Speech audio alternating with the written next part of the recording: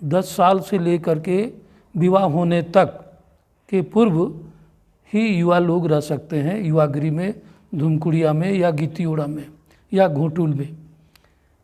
उससे विवाहित लोगों को यहाँ रहने और प्रवेश करने का अधिकार नहीं है।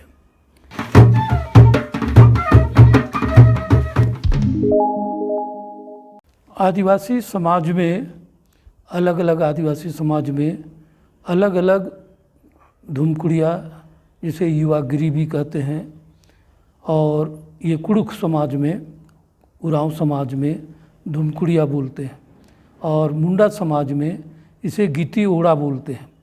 एक तरह से ये युवा गृह है, और गांव के बीच में जहाँ अखड़ा होता है, जो उनका सांस्कृतिक केंद्र है, वहाँ नृत्य संगीत भी होता है शाम के समय, पर्व त्यौहार के समय।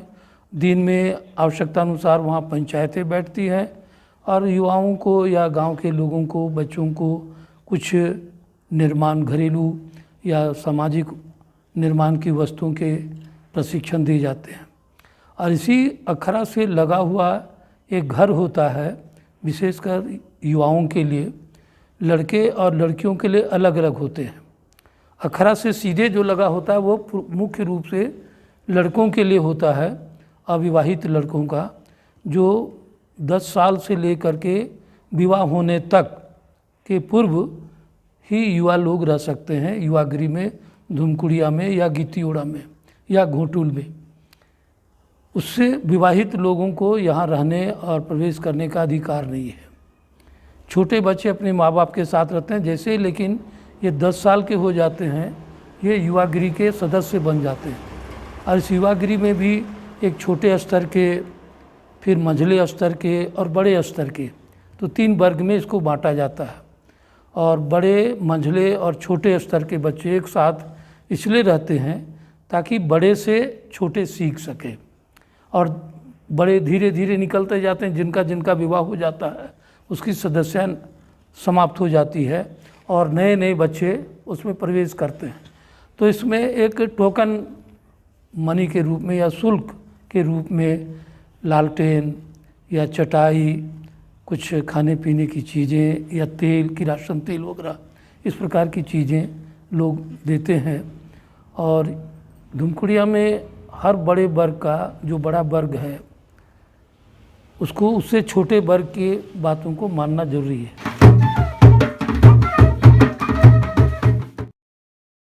ये आदिवासी समाज का प्राचीन काल का स्कूल है, जहाँ उनको प्रशिक्षण दिया जाता है, न केवल नृत्य संगीत का, बल्कि नाचने, गाने, बजाने के साथ साथ जो समाज में और परिवार में जो उपयोगी जानकारी है, उसकी भी जानकारी इसी धूमकुड़िया में दी जाती है। और विशेषकर लोक कथाओं का, लोक गीतों का, पहेलियों का, बुझावलों का, कहावतों का मुख्य रूप से प्रशिक्षण यहाँ दिया जाता है। इससे बच्चे अपने समाज की भाषा और संस्कृति को जान पाते हैं पूरी निकटता के साथ।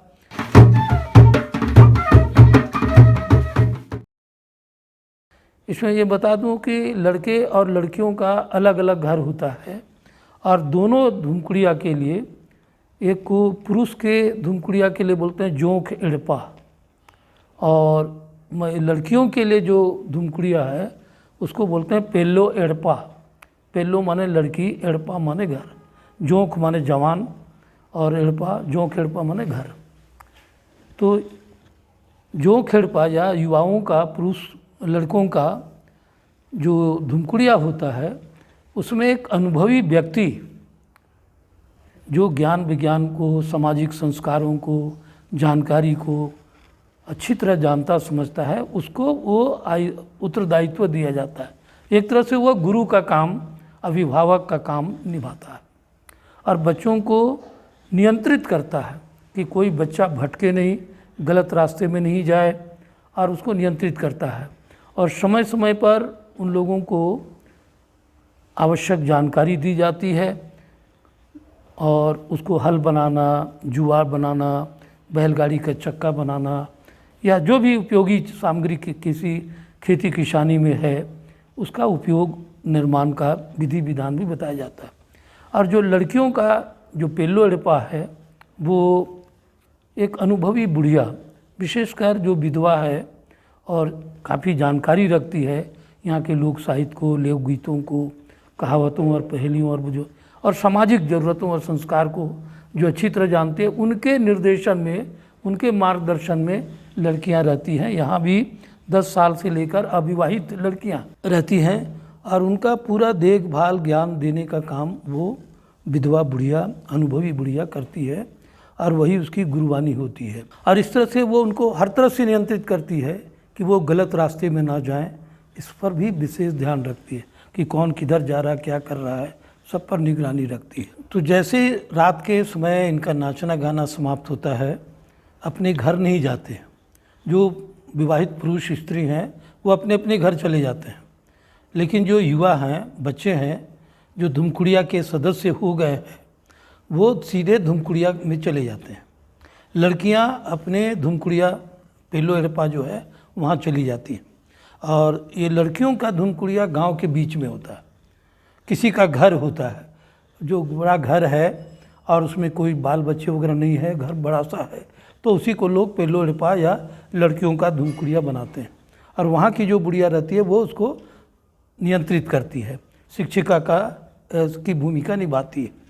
इस तरह से चटाई बुनना, कपड़ों में कुछ लेसगिरी का करना या कढ़ाई बुनाई का काम करना या और भी गीत संगीत के बारे में सबकी जानकारी देना, घरेलू उपयोग की जानकारी देना, आभूषणों को पहनाना बनाना, ये सब की जानकारी लोग उसमें देते हैं। और इसमें भी 3 स्तर, दोनों ही जगह, दोनों में 3 स्तर हैं। एक प्रवेश पाता है छोटा वर्ग और बड़ा वर्ग निकलता जाता है, जैसे जैसे विवाह होता है वैसे ही। और इस तरह से धुमकुड़िया इनका प्राचीन काल का एक तरह से स्कूल था, जो उनको ज्ञान विज्ञान की जानकारी, व्यवहारिक जानकारी, संस्कार देने का काम और इनको सभ्य और संस्कृत करने का काम धुमकुड़िया ही करता था।